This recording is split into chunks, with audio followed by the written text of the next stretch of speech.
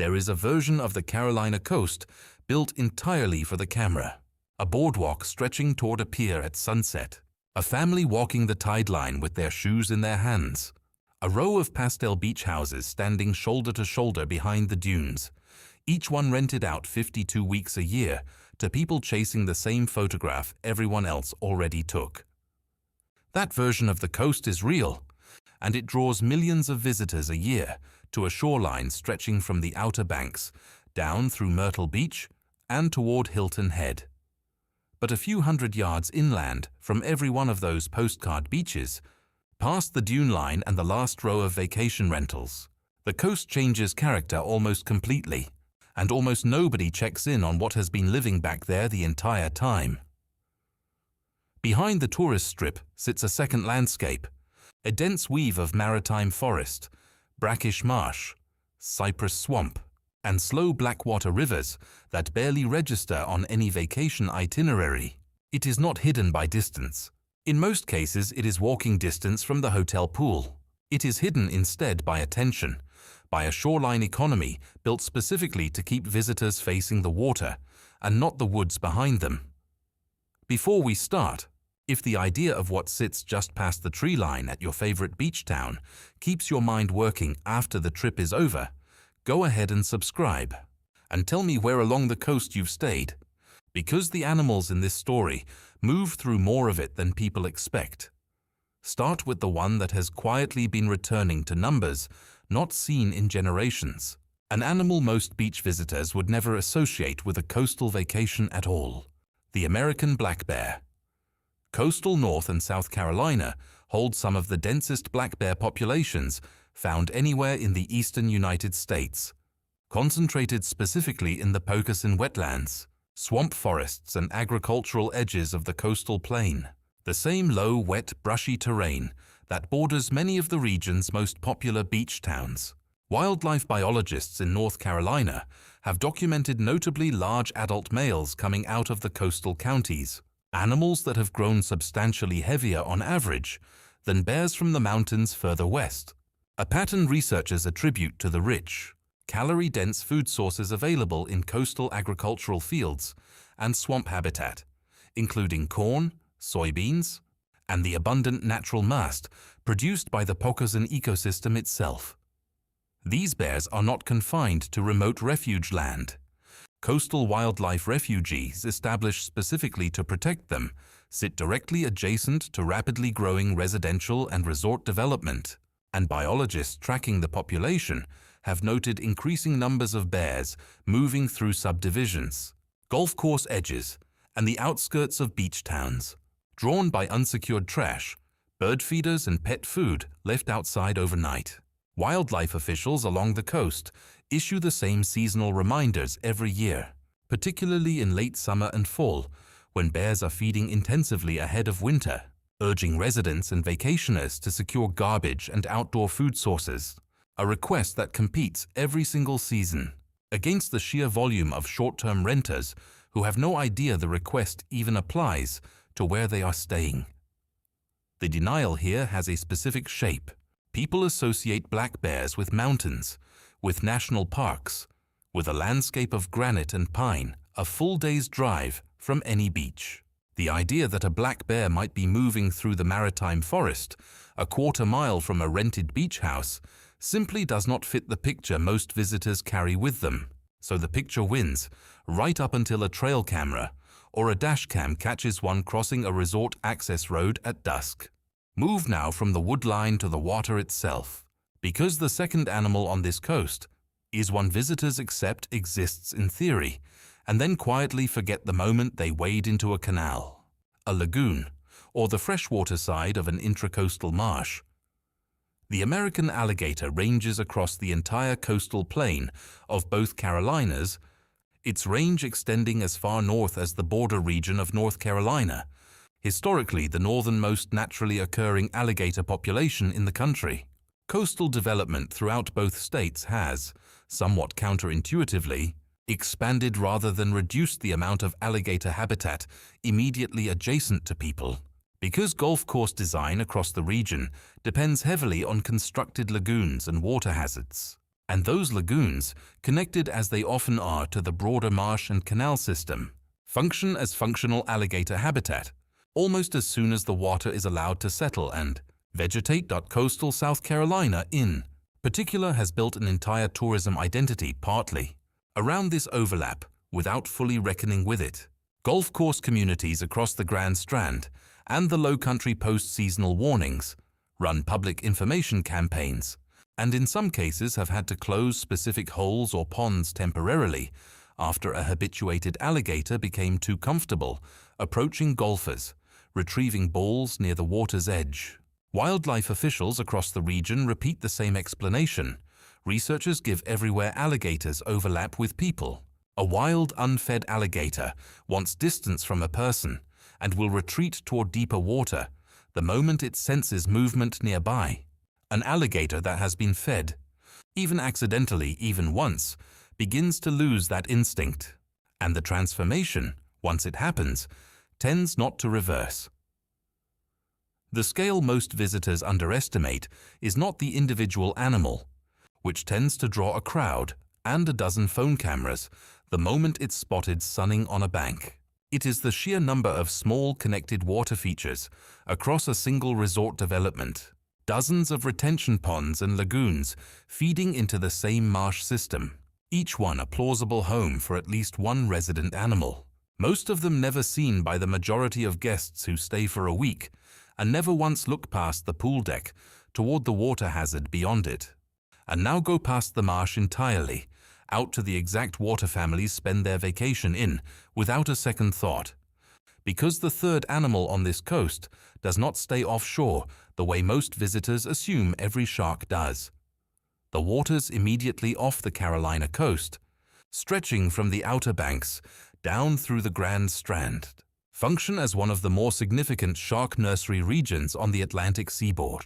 Researchers who study coastal shark populations have identified the shallow, warm waters just off these beaches as important nursery habitat for several species, most notably sandbar sharks and juvenile sand tiger sharks, which use the shallow surf zone specifically because it offers abundant prey and comparative shelter from larger predators while the young sharks grow.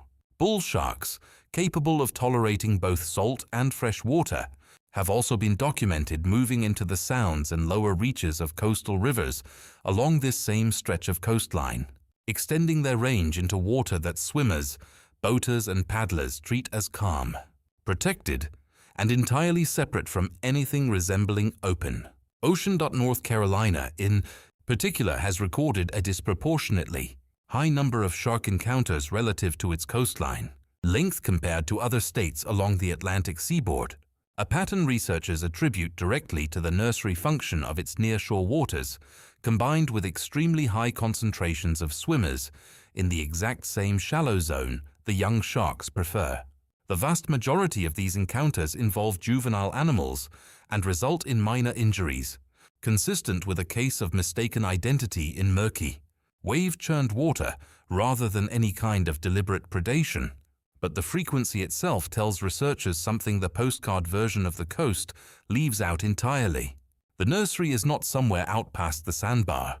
It is, for several months of the year, essentially coextensive with the swimming area itself. The denial that keeps all three of these animals filed safely out of mind follows the same basic shape, no matter which one you're talking about. People arrive at the Carolina coast with a mental map already drawn.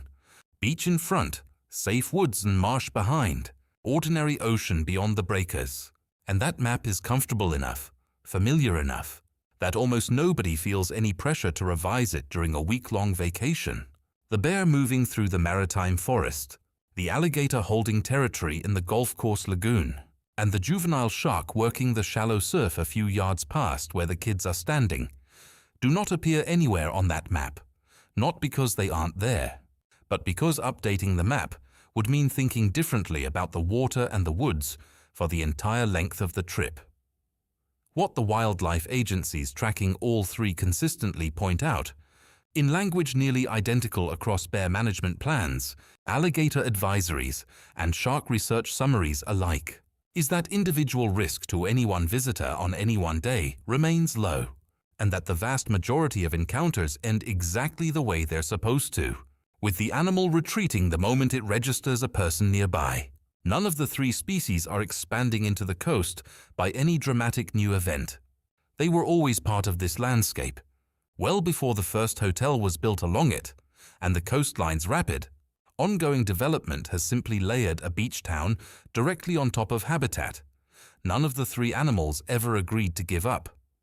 The photograph everyone takes home still shows the same postcard coast, the pier at sunset, the family walking the tideline, the pastel houses behind the dunes.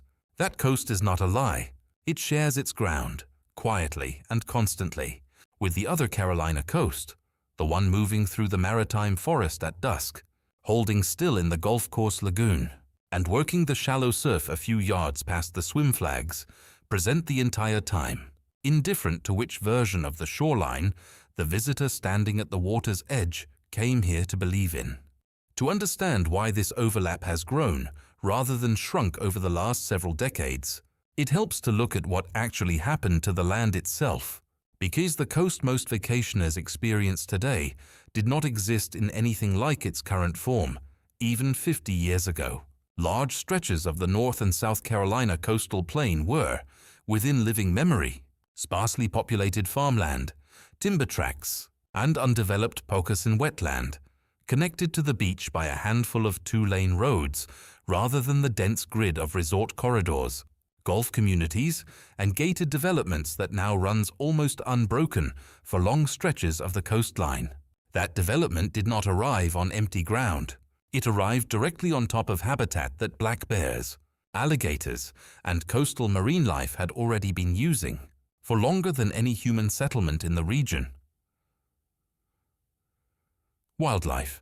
Biologists studying the coastal bear population describe this pattern using a term that shows up across nearly every state managing a growing bear population near expanding suburbs: habitat compression. Rather than being pushed entirely out of an area by development, bears in fragmented coastal landscapes frequently persist in the pockets of forest, marsh, and agricultural edge left standing between subdivisions, using drainage corridors, greenways, and undeveloped buffer strips as travel routes between larger blocks of habitat.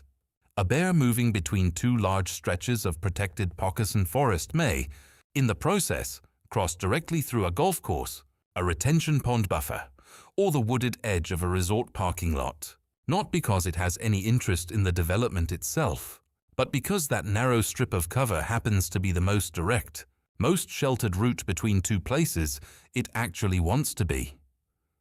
This pattern explains something coastal wildlife officials have noted with increasing frequency in recent years: a rise in reported bear activity specifically clustered around the edges of newer developments built closest to remaining forest and wetland tracts, rather than in the older, more established beach towns, further from any significant natural habitat. The animal is not moving toward people. The development is moving toward the animal, one subdivision phase at a time, and the overlap that results is a direct, measurable consequence of where the building has actually happened, rather than any change in bear behavior itself. A nearly identical dynamic plays out with the region's alligator population. Though the mechanism differs slightly, golf course design across the coastal Carolinas relies heavily on engineered water features, both for drainage management during the region's frequent heavy rain events and for the aesthetic and strategic value lakes and lagoons add to a course layout. Those same water features, once established and left to develop their own vegetation and prey base, function as fully viable alligator habitat within a matter of a few years, in some cases becoming home to multiple resident animals of different size classes on a single course. Golf course managers across the region have had to develop specific protocols for this reality, including guidance on retrieving golf balls without approaching the water's edge too closely, and standard procedures for reporting animals that appear unusually comfortable around groups of people, a behavioral shift wildlife officials trace consistently back to feeding, whether deliberate or incidental, by guests unaware of the consequences. The shark nursery function of the near-shore Carolina waters follows a different logic entirely, one tied less to development and more to the physical geography of the coastline itself. Though rising coastal water temperatures have become an increasingly important part of the story researchers tell about it. The barrier island system running along both states creates a series of relatively shallow, current-sheltered zones between the outer beach and the mainland sounds. Exactly the kind of water juvenile sharks favor, because it offers abundant small prey, moderate temperatures, and reduced exposure to the larger sharks and other predators that patrol deeper offshore water. Researchers tracking these nursery zones over multiple decades have noted shifts in both the timing and the geographic boundaries of peak nursery activity. Changes broadly consistent with warming coastal waters, extending the usable nursery season later into the fall and, in some tracked cases, shifting nursery activity somewhat further north along the coast than historical records from the mid-20th century would have predicted. None of this makes the water meaningfully more dangerous for the average visitor in any given year, and researchers who study the nursery zones are consistent in framing their findings that way, careful not to overstate individual risk in service of a more dramatic conclusion. What it does establish, with a fair amount of confidence, is that the shallow surf zone favored by families with young children swimming close to shore and the nursery zone favored by juvenile sharks are, for a meaningful stretch of the swimming season, effectively the same water, not through any conspiracy of geography, but simply because both groups are drawn to the same shallow, food-rich current-protected conditions, for reasons specific to their own biology. Lifeguards and beach safety. Officials across the region have absorbed this reality into standard seasonal messaging, without ever needing to frame it as alarming, advising swimmers to avoid swimming near schools of baitfish, to exit the water calmly if diving birds begin concentrating in one area offshore, and to avoid swimming at dawn, dusk, or in murky post-storm water when visibility for both swimmers and sharks alike is at its lowest. These are functionally nursery zone safety guidelines, delivered in the same calm, practical tone used for rip current warnings, folded so completely into ordinary beach safety routine that most visitors never register them as being specifically about sharks at all. Taken individually, none of these three overlaps reads as especially dramatic, and wildlife officials across all three fields, bear management, alligator management, and shark research, are careful, consistently, not to frame their findings in alarmist terms. Taken together, though, they describe something closer to a structural fact about this particular stretch of coastline, rather than three coincidental wildlife stories that happen to share a shoreline. The Carolina coast was, for millions of years before the first resort was platted, a functioning interconnected system of forest, marsh, and nearshore water supporting all three of these animals as ordinary residents rather than intruders. The tourism economy layered on top of it did not remove that system. It simply built around it, over it, and occasionally straight through it, while constructing alongside the development itself a set of cultural habits, a mental map of where the wild things live and where they don't, that has never fully caught up to the actual biology of the ground beneath the pavement. This is, in the end, not a story about danger, so much as a story about a very specific and very common kind of forgetting. The way a landscape can be almost entirely reshaped by people, and still, underneath the new surface, keep functioning largely as it always did for the animals that never left. A bear moving along a drainage corridor between two patches of pocosin forest does not experience the golf course it crosses as a golf course. It experiences a strip of cover between two better places, exactly as it would have moved through that same ground a century ago, before there was a fairway laid across it at all. An alligator holding territory in a resort lagoon is not colonizing anything new. It is occupying water that functions, from its perspective, almost identically to the marsh its ancestors held the same territory in for longer than anyone can meaningfully calculate. And a juvenile shark working the shallow surf a few yards from where children are playing is not testing some new boundary. It is doing exactly what its biology has always told it to do, in exactly the kind of water that has always existed along this coast, regardless of what happens to be standing on the dry side of the dune line in any particular decade. The postcard will keep getting taken the same way it always has: pier, sunset, family, tideline, and a few hundred yards inland, past the last row of rental houses, and a few dozen yards offshore, past the first line of breaking waves. The coast will keep doing, quietly and without any announcement, exactly what it has always done: holding a bear, an alligator, and a shark in the same stretch of ground and water the brochure never once mentions, present the whole time, waiting on nothing in particular, indifferent, as it always has been, to whichever version of itself the person standing at the water's edge happened to come here believing in.